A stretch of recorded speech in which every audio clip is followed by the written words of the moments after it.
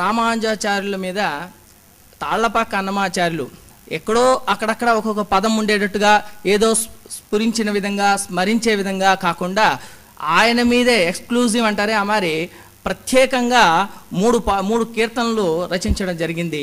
ఆ 3 కీర్తనల్ని ఈనాటి నా అంశంగా నేను పరిగణిస్తూ, ఉన్నతోన్నతుడు ఉడయవరు ఎన్న ననంతుడే ఈ ఉడయవరు. ఉన్నతుడు అంటేనే ఎత్తులో ఉన్నాడని, అందరికంటే గొప్పవాడని.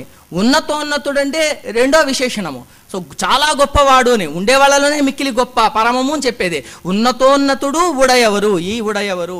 రామానుజులు అని చెప్పట్లేదు, ఉడయవరు అని చెప్పారు. ఇంతకీ ఉడయవరు అని ఎందుకు పేరు వచ్చింది అని మనకి తెలుసు, ఎన్నో సందర్భాల్లో చెప్పుకోవడము. ఉడయవరు అంటే విభూతి, లీలా విభూతి, నిత్య విభూతి, రెండూ కలిగినటువంటి వాడు ఉడయవరు అని సాక్షాత్ ఎంబెరుమానారే ఆయనకి ఈ బిరుదు వసంగడం జరిగిందని మనకి ఉపన్యాసాలు విన్నాం. కాబట్టి ఈ అన్నమాచార్యులు సాక్షాత్ ఆ ఉడయవరిని ఉన్నతోన్నతుడు ఉడయవరు అని చెప్పారు. సరే, ఇంతకీ ఉడయవరు అనేది ఎవరు? ఏదో పేరు పెట్టుకున్నారంటే ఎన్న అనంతుడే ఎవరు మనం కానీ అనుకున్నట్లయితే అనంతుడే ఈ ఉడయవరు అంటే ఆ ఆదిశేషుడే ఈ ఉడయవరు. ఉడయవరు ఎవరో కాదు, మనం ఏదో ఈరోజు 1000 సంవత్సరాలు అయింది కాబట్టి ఆయన గొప్పదనం చెప్పుకుంటూ చాలా గొప్పవాడని చెప్పాల్సిన అవసరం లేదు. 1000 తలలు కలిగినటువంటి అనంతుడే ఆదిశేషుడే ఈ ఉడయవరు అని చెప్పి ఒకే ఒక పల్లవి 2 లైన్లో ఎంతటి గొప్పవాడు రామానుజాచార్యులు, సాక్షాత్ ఆదిశేషుని యొక్క అవతార సంభూతుడు అని తాళ్లపాక అన్నమాచార్యులు గారు రాయడం జరిగింది.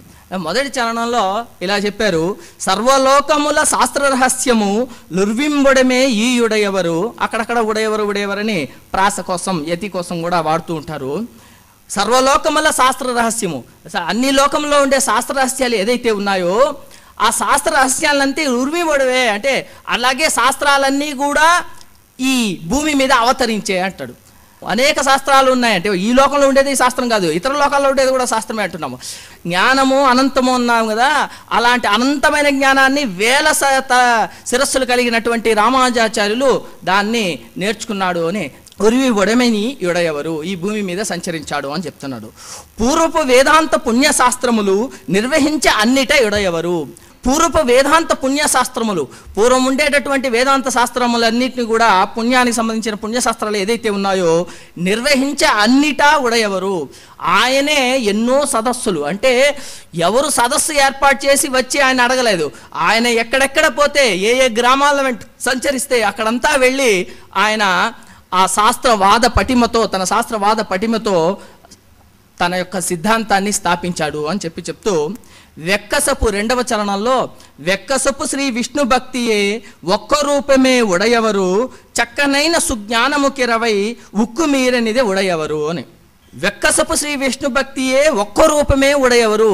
విష్ణు భక్తి అంతా కూడా మనం ఒక రూపంలో చూడొచ్చు, అది ఎవరంటే ఉడయవరు. రామానుజాచార్యులను చూస్తే విష్ణు భక్తి ప్రతిరూపము, ఒకే రూపమే, మళ్ళీ ఇంకొక రూపం కూడా లేదు అని చెప్తున్నారు. చక్కనైన సుజ్ఞానమున కిరవై, చక్కనైనటువంటి జ్ఞానము, సుజ్ఞానము అని ఒక పదం వేశారు. సుజ్ఞానం అంటే సు అనే సంస్కృత ఉపసర్గ ఏం చెప్తుందంటే మంచి జ్ఞానం అంటే, మంచి తీసేస్తే జ్ఞానం అంటే మళ్ళీ దాంట్లో ఏదో ఉంది అనే కదా అర్థమవుతుంది. సో జ్ఞానము అంటే సాధారణ జ్ఞానము అనేది గొప్ప వాళ్ళంతా వాడే మాట ఏమంటే జ్ఞానం అంటేనే మంచి అనే మీనింగ్తో. సుజ్ఞానము మంచిని తెలిపే జ్ఞానం ఏదైతే ఉందో ఆ సుజ్ఞానము కిరవై, అందుకే సు అనే అక్షరం కూడా అప్పుడే వేసేయడం జరిగింది. సుజ్ఞానమును కిరవై నెలవై అంటే ఆ జ్ఞానానికంతా కూడా ఆయనే ముఖ్యుడై ఉక్కు మీరే ఇదే ఉడయవరు అంటే జారిపోయేటట్టుగా కాదు, ఉక్కు మీరే అంటే బాగా పటిష్టంగా ఘనంగా పటుత్వం ఉంది అని చెప్పడం. దానికి చెప్తే ఉక్కు మీరే అంటే బాగా ఆ శాస్త్రం యందు అతడికి చాలా ప్రవేశం ఉంది, ఏదో చదివేసి రాలేదు అని చెప్తూ ఉక్కు మీరే ఇదే ఉడయవరు. కదిసే మోక్ష సాకారము దానై ఉదటున నిలిచే నీయుడయవరు ఇదిగో శ్రీ వెంకటేశ్వరుడీడై పొదలుచున్నాడు భువినుడయవరు అని చెప్పి 3వ చరణంలో తాళ్లపాక అన్నమాచార్యులు ఇలా చెప్పడం జరిగింది. మోక్ష సాకారమునకు ఉదుటున నిలిచే ఈయుడెవరు. మోక్షముని మీరు ప్రత్యక్షంగా చూడాలనుకున్నారా, మీరు పొందాలనుకున్నారా అంటే వెంటనే ఎదుట ఈ ఉడయవరు ఉంటారు. ఉడయవరు తప్ప మోక్షానికి మనకి అర్హత లేదు. పదాలు వినొచ్చు, ఎలా పొందొచ్చు అనే మార్గాలు తెలుసుకోవచ్చు, అన్నీ తెలుసు. కానీ మోక్షం పొందాలనుకుంటే మనకి దగ్గరుండి దారి చూపించేవాళ్ళు, ఇది అని నిరూపించేవాళ్ళు ఎవరైనా ఒకరు ఉన్నారంటే అది ఉడయవరు మాత్రమే. రామానుజాచార్య దివ్యాజ్ఞాం వర్ధతామభి వర్ధతాన్ని ముందు చెప్పారు. రామానుజస్య చరణం శరణం ప్రపద్యే. రామానుజాచార్యుల యొక్క చరణములను మనంగాన పట్టుకోకపోతే ఎన్ని శాస్త్రములు తెలిసినా, ఎన్ని విషయాలు తెలిసినా మనకి ముక్తి అనేది లేదు. రామానుజాచార్య సంబంధం ఉంటే చాలట. ఏ విధంగా అయినా భృత్య పరిచారక భృత్య అన్నట్టుగా ఏదో ఒక విధంగా మనకి ఆయనతో సంబంధం ఉండాలి. కాబట్టి ఆయనే మనల్ని దగ్గరుండి మోక్షం మనకి దారి చూపిస్తాడని చెప్తూ, ఇదిగో శ్రీ వెంకటేశ్వరుడు ఈడై. చాలామంది తిరుపతిలో మనం వెంకటేశ్వరునికి చాలామంది ఉన్నారు భక్తులు. ఇక్కడ ఒక 2 పదాలు శ్రీ వెంకటేశ్వరుడు ఈడై, శ్రీ వెంకటేశ్వరుడు నీడై అని అవసరానికి తగ్గట్టుగా మార్చారు పాఠాంతరము. వెంకటేశ్వరుడికి నీడై అంటే, వెంకటేశ్వరుడికి నీడ అంటే నీడ ఎవరిది పడుతుంది అంటే, ఎప్పుడైనా కూడా ఒక మనిషి యొక్క నీడ, ఆ నీడ ఎవరిది అంటే ఆ మనిషిదే. అలా వెంకటేశ్వరుడి నీడ ఎవర్రా అంటే రామానుజాచార్యులు. ఇంకో తర్వాత వెంకటేశ్వరుడు ఈడై అంటే వెంకటేశ్వరుడు సమానమైనటువంటి వాడు అనే అతిశయోక్తి కూడా. వెంకటేశ్వరుడితో సమానమైనటువంటి, ఎందుకంటే మనం ఎన్నో ఉపన్యాసాలు విని ఉన్నాం. వైష్ణవ సంప్రదాయంలోనే అద్భుతమైన విషయం ఏమంటే, భగవంతుడు గురువు ఆచార్యులు ఇద్దరు ఉంటే ఎవరికి ప్రతిపత్తి అంటే ఆచార్యుడికే ప్రతిపత్తి అన్నట్టుగా రామానుజాచార్యులకే ప్రతిపత్తి చెప్తూ, పొదలుచున్నాడు భూమి నడయరు. ఈ భూమి మీద నడియాడేటటువంటి రామానుజాచార్యులని ఈ ఉన్నతోన్నతుడు ఉడయవరు అనే సంకీర్తనలో రామానుజాచార్యుల యొక్క పూర్తి స్వరూపాన్ని ఈ మనకి తాళ్లపాక అన్నమాచార్యుల వారు కళ్ళ కట్టినట్టుగా అలవి పదాలతో, తెలుగు పదాలతో, చిన్న పదాలతో, చిన్న చరణాలతో అద్భుతంగా రచించడం జరిగింది. ఇంకపోతే ఇంకా ఉడయవరు ఎటువంటి వారు అని ఒక సంస్కృత కీర్తన ఒకటి. ఆ కీర్తనలో సేవే భావే శ్రీ బృందం శ్రీవల్లభ చిత్తానందం అనే సంకీర్తన సంస్కృతంలో రాయడింది. పటుకు తర్క నగ భంజన దీక్షం కుటిల దురితహర గుణదక్షం ఘటిత మహాపల కల్పక వృక్షం చటుల రామానుజ సమదమ భిక్షం అన్నారు. పటుకు తర్క నగ భంజన దీక్షం సంస్కృతంలో ఈ పదాలే ఒక అద్భుతం. తర్కము అంటే ఆ కాలంలో అంతా తర్కశాస్త్రం చాలా గొప్పది. ఎవరినైనా ఒక వాదంలో మాట్లాడి గెలవాలంటే తర్కం కావాలి. కుతర్కము అని ఒకటి ఉంది. అంటే గెలవడానికి తర్కం అవసరము, అది సత్యాన్ని నిరూపించడానికి కావాలి. కానీ అసత్యాన్ని నిరూపించడానికి కూడా తర్కమే, దాన్నే వాడాడు. విద్య ఒకటే, ఈ విద్యను ఎట్లయినా వాడొచ్చునే. అట్లా భగవంతుడే లేదు అని చెప్పడానికి కూడా తర్కమే ఉపయోగపడుతుంది. అట్లా తర్కంతో ఉపయోగించి ఎప్పుడైతే మనకి జ్ఞానం తగ్గిందో కుతర్కవాదులు ఎక్కువైపోయారు. ఆ కుతర్కవాదం ఎట్టుంది, పటుతరం. ఇంతకుముందు చెప్పినట్టు ఆయన ఉక్కు మీరాడు. ఆ ఉక్కు మీరిన వ్యక్తి ఎందుకు కావాల్సి వచ్చిందంటే, పటుతరం చాలా స్ట్రాంగ్గా ఉంది, గట్టి సిమెంట్తో కట్టినట్టుగా ఉందంట. పటుతర కుతర్క నగభంజన దీక్షం. పోనీ అదేమైనా అంత పెట్టగోడలాగా పెరిగిందా అంటే కాదు, నగము పెద్ద పర్వతంలాగా ఉంది. ఎక్కడ చూసినా వాళ్లే ఉన్నారు, కుతర్కవాదులే ఉన్నారు, వితర్కం చేసేవాళ్లే ఉన్నారు. అట్లా పటు కుతర్క నగ భంజన దీక్షం, దాన్ని భంజించడమే దీక్షగా కలిగి అవతారం ఎత్తాడా అన్నట్టుగా ఈ ఉడయవరు బయలుదేరి వస్తున్నారు. కుటిల దురితహర గుణదక్షం. కుటిల దురితహర కలియుగంలో లక్షణాలన్నీ ఇలాగే ఉంటుంది, మోసంతో చేయాలని. ఆ కుటిల తరం, అది ఎట్లా తరము అని చెప్పాడు, కంపారిజన్ అనేది. తమము అంటే ఇంక లేదని.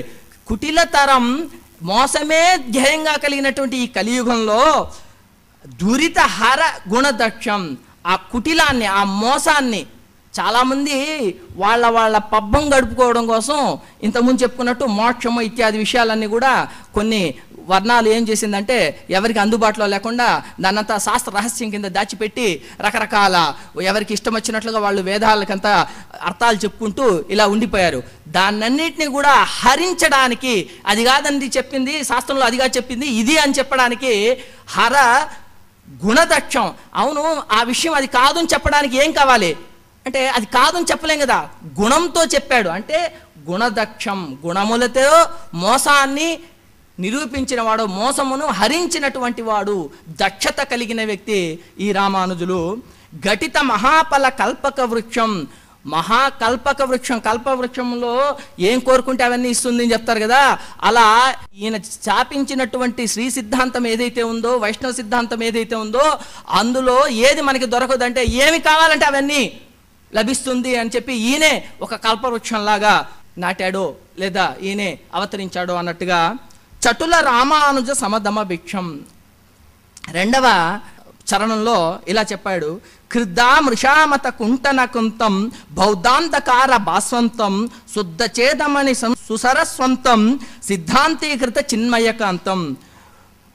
మృష అంటే అసత్యం, కృద్ద మృషామృత అసత్యం అంటే మండి పడిపోవడం, కోపం వచ్చేస్తుంది, కోపం రావాలి. మామూలుగా మనకి మంచి విషయాల మీద కోపం వస్తుంది, ఈయనకి కోపం దేని మీద అంటే అసత్యవాదులు ఎక్కువయ్యారు సమాజంలో. కాబట్టి కృద్ద మృషాముత కుంటనహంతం, అసత్యాన్నంతా తెగ నరకడానికి ఉద్భవించినటువంటి ఆయుధంలాగా, కత్తిలాగా. బౌద్ధాంధకార భాస్వంతం, ఆ బౌద్ధ అంధకారానికి భాస్వంతం కావాలి కదా, ఒక సూర్యుడు కావాలి కదా, ఒక వెలుగు కావాలి కదా, అంటే ఆయనే రామానుజులు. శుద్ధ చేతమని సుసరస్వంతం సిద్ధాంతీకృత చిన్మయకాంతం. తన సిద్ధాంతాన్ని ఏదో ఒక దాన్ని కాదు చెప్పడం గొప్ప విషయం కాదు, తర్వాత దానికి మార్గం కూడా చెప్పాలి కదా.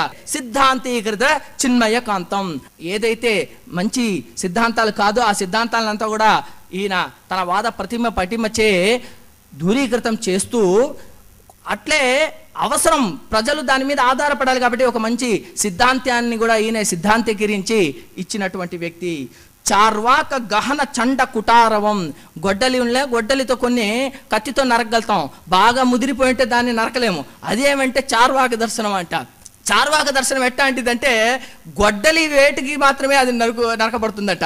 అలాంటి చార్వాక గహన చండ కుటారం సర్వాప శాస్త్ర శతధారం, అన్ని రకాల శాస్త్రములు ఏదైతే ఉందో శతధారం దాన్ని చిల్లులు పొడిచాడంట. అట్లే నిర్వికార గుణ నిబిడ శ్రీ వెంకట ఉర్వీధర సంయోగ గంభీరం. తాళ్ళపాక హనుమాచార్యులు అక్కడక్కడ వెంకటేశ్వర ముద్రలంతా కూడా వాడతారు కాబట్టి ఈ నిర్వికార గుణమైనటువంటి నిబిడ శ్రీ వెంకటేశ, ఏ వెంకటేశ్వరుడు ఆ శ్రీనివాసుడే, ఆ శ్రీమన్నారాయణుడే ఉర్వీధర సంయోగ గంభీరం. ఒకే ఒక వైష్ణవత్వాన్ని స్థాపించినటువంటి గొప్ప వ్యక్తి ఈ రామానుజులు అని చెప్పి సంస్కృతంలో కీర్తన రాశారు.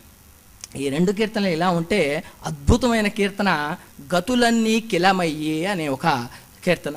గతులన్నీ కిలమైన కలియుగమందును గతి ఈతడే చూపే ఘనగురు దైవము. గతులన్నీ కిలమై, మార్గాలన్నీ కిలమైపోయింది, నశించిపోయింది. గతులన్నీ కిలమై కలియుగమందు, ఎప్పుడు పోయింది ఈ మార్గం అంతా అంటే కలియుగం వచ్చింది. కలియుగంలో గతులన్నీ ఏ మార్గాలు ఉన్నాయో ఆ మార్గాలన్నీ కూడా కిలమైపోయింది. గతీతడే చూపే ఘనగురు దైవము, ఒక మార్గాన్ని, ఒకే ఒక మార్గాన్ని చూపాడు. అనేక మార్గాలు ఉంటే మళ్ళీ అది ఒక ఇది, ఈ మార్గం దగ్గర పోతుందా, ఆ మార్గం దూరంగా పోతుందా, ఏ మార్గం పోతే ఎక్కడ పోతామో అనేది ఒక సందేహం వస్తుంది. అలాంటి అనేక మార్గాలు ఉన్నప్పుడు పోయి చేరతామో చేరమో తెలియనప్పుడు ఒకే ఒక గతి, ఈయన ఒక్కడే ఆ మార్గాన్ని చూపినటువంటి ఘనగురు దైవతము. గొప్ప గురువు, ఘనమైనటువంటి గురువు, మామూలు గురువు కాదు, ఘన గురువు. అట్లాంటి పదాలు ఏదో ప్రాస కోసమో ఎతి కోసమే లేదు, ఆ భావన ఆయన మనసులో ఉంటేనే వేస్తాడు. ఈతని కరుణనేక ఇలా వైష్ణవులమైతిమి, ఇక్కడ మేము వైష్ణవులం అయ్యాము అని చెప్పారు. ఇది ఇలా వైష్ణవమైతిమి ఏదైనా ఆయన గొప్పదనాన్ని కీర్తిస్తూ రాశాడంటే కాదు. మనకి తాళ్లపాక అన్నమాచార్య యొక్క చరిత్ర చూసినట్లయితే మనకు అర్థమవుతుంది. తాళ్లపాక అన్నమాచార్యులు నందవైదికులు మొదట స్మార్తులు, ఆయన వైష్ణవుడిగా మారాడు. ఆ వైష్ణవుడిగా మారాడు కదా, మేము వైష్ణవులమైనాం. అట్లా వైష్ణవత్వం ఒకటి ఉంది అని మాకు ఎవరో చెప్తే మేము వైష్ణవులుగా మారాం, లేకపోతే మాకు తెలియదు. కాబట్టి ఈతని కరుణనేక ఇలా వైష్ణవులమైతి, ఈతని వల్లనే కంటిమి తిరుమణి, ఈయన వల్లే మాకు తెలిసింది ఈ తిరుమణి ఇలా పెట్టుకోవాలని తెలిసింది. సో తాళ్లపాక హనుమాచార్యులు ఇలా రావడానికి కారణము రామానుజాచార్యుల యొక్క ప్రభావం ఆయన మీద ఉంది. తడయక నీవు ముద్రధారణంబు గావింపు నామారుగా వానికనుచు దేవుడు తన ముద్రికలిచ్చే అని మనవుడు సాధ్యమైనంత వరకు తాత యొక్క విషయాలన్నీ కూడా వినికిడి చేత సత్యమనే రాస్తారు. కాబట్టి ఈయన వైష్ణవులు అప్పుడు వైష్ణవ దీక్ష తీసుకున్నారు. ఈతని వల్లనే కంటిమి తిరుమణి. తిరుమణి అంటే ఈ పునరుద్ధరణకి కావాల్సినటువంటి ఏదైతే ఉంటుందో శ్రీచూర్ణం అంటారు, శ్రీచూర్ణం తిరుమణి కాపు అని.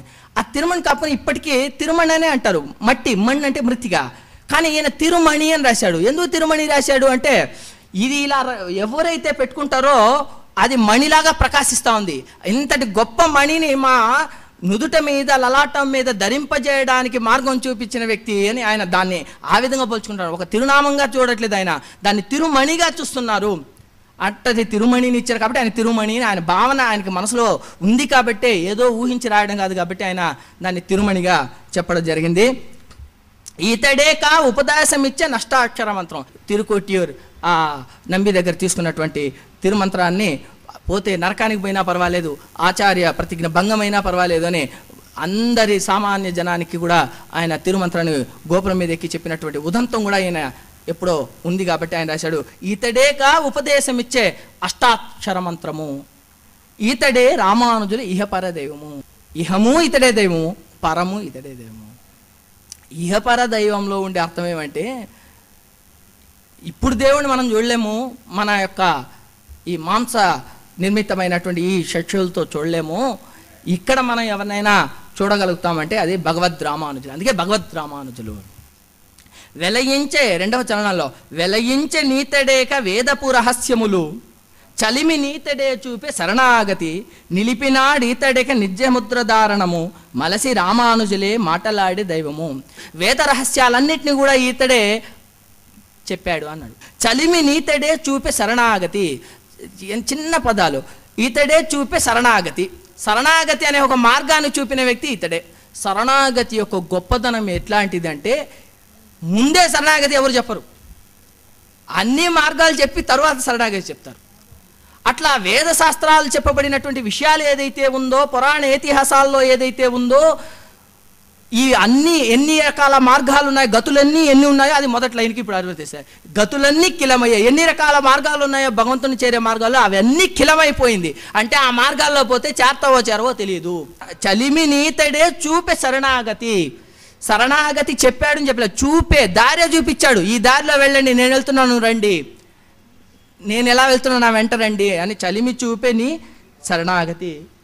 నిలిపినాడీతడేక నిజముద్ర ధారణము. ఇతడే కదా నాకు నిజముద్ర ధారణము. నిలిపినే ఇతడే కాక నిజముద్ర ధారణము, మలచి రామానుజులే మాటలాడే దైవము. భగవంతుడైనా మాట్లాడతాడో మాట్లాడలేదు, ఒక మాట్లాడే దైవం అంటే ఆ కాలంలో ఆ సమకాలికులు ఎవరైతే వాళ్ళు చెప్తున్నారు, మాటలాడే దైవం ఎవరైనా ఒకరు ఉన్నారంటే ఆయన రామానుజులే అని చెప్పి ఆయన యొక్క తత్వాన్ని అంతా బాగా వంట పట్టుకున్నటువంటి తాళ్లపాక హనుమాచార్యులు 3వ చరణంలో ఇలా చెప్తున్నారు, నియమములు ఈతడే నిలిపే ప్రపన్నులకు, దయతో మోక్షము చూపెదగా నీతడే, నయమై శ్రీ వెంకటేశు నగమెక్కి వాకిటను, దయజూచి మిమ్ము నిట్టే తల్లిదండ్రి దైవము అని చెప్పారు. నియమములు ఈతడే. వైష్ణవులుని మనం వైష్ణవత్వం పొందేశాము. నియమములు ఈతడే నిలిపే ప్రపన్నులకు. ఇంతకుముందు శరణాగతి మార్గం చెప్పాడు, సరైన శరణాగతి మార్గంలో వెళ్ళాం, ప్రపన్నులైపోయాం. ఆ ప్రపన్నులకి నియమం కూడా చెప్పాడు. ప్రపన్నులకి నియమములు ఈతడే నిలిపే ప్రపన్నులకు, ప్రపన్నులు అనేవాళ్ళు ఎలా ఉండాలి, ఏమేమి నియమాలు పాటించాలని, దయతో మోక్షము చూపెదగా నీతడే. ఎంతో దయతో కానీ మోక్షం అనేది అంత తొందరగా రాదు. దయతో మోక్షము చూపెదగా నీతడే, నయమై శ్రీ వెంకటేశు నగమెక్కి వాకిటను. మనం కూడా ఎక్కుతున్నాం కొండ అనేక రకాలుగా, ఆయన ఎక్కారు, చరిత్రలో చెప్తూ ఉంది మోకాల మీద ఎక్కారు అని. నయముతో, అందుకు నయమును ఒక పదం వేసింది, అదే తాళ్ళపాక హనుమాచార్యులు రాశారు. నయముతో ఏదో కొండ ఎక్కారు, వెళ్ళారు, చూశారు, పైసాలు చూశారు అని చెప్పకుండా నయముతో నగమెక్కే. ఆ వినయం ఉండాలి. ఆ 7 కొండలు ఏదైతే ఉందో అది సాలగ్రామంగా భావించిన రామానుజాచార్యులు ఆచార్యులు ఎందుకైనా అంటే తాను ఆచరించి చూపించాడు, తాను మోకాలతో ఎక్కాడు కాబట్టి నయముతో నగమెక్కే ఆ కొండను ఎక్కినటువంటి అతడు వాకిటను దయచూచి మమ్మ ఇట్టే తల్లిదండ్రేమో. ఈయన ముందు ఎక్కి దారి చూపించాడు, ఏమని, రండి మీరందరూ కూడా వచ్చి ఈ వెంకటేశ్వరుని కొలవండి అని చెప్పి. ఎలాగైతే మనకి గొప్పవాళ్ళు వచ్చినప్పుడు దగ్గరుండి మనం దారి చూపిస్తామో, అలాగే ఇంట్లో తల్లిదండ్రులు ఎట్లాగైతే మార్గం చూపిస్తారో అలా తల్లి తండ్రి అయి తానే దైవముని చూపించడానికి మనకి చిన్నప్పుడు బిడ్డలకి ఏం చేస్తారు పెద్దవాళ్ళు, జేజీ ముక్కు అని చెప్పి చేతులు జోడించి చూపించినట్టుగా రామానుజాచార్యులే ముందు కొండ మీద నిలబడుకొని మన అందరికీ కూడా ఈ వెంకటేశ్వరుని కొలవండి మీకు ముక్తికి మార్గము అని చెప్పి అతడు దారి ఒకటే చూపిలేదు, ఆ దారిలో నడిచిపోవడానికి కావాల్సినటువంటి నియమాలు చెప్పి తానే ముందుండి అక్కడ ఆ వచ్చిన వాళ్ళందరికీ కూడా ఆ ఏ మోక్షం అనేది చెప్తున్నామో అదంతా కూడా ఇప్పించడానికి ఆయనే ఉన్నటువంటి ఇతడు సాక్షాత్ దైవం అనే గతులన్నీ కిలమైన కలియుగమందున అనే ఈ కలియుగంలో మార్గాలే మూసుకొని పోయి మన మందబుద్ధులకి ఏ విషయము తెలియనప్పుడు గతి ఈతడే చూపే గనగును దైవము. మనకి ఒకే ఒక మార్గం ఏదైనా ఉందంటే రామానుజాచార్య శరణం ప్రపద్య అన్నట్లుగా ఆ రామానుజాచార్య శరణనే మనం వేడిదము అని చెప్తూ రామానుజాచార్య దివ్యాజ్ఞాం వర్ధతాం అభివర్ధతాం.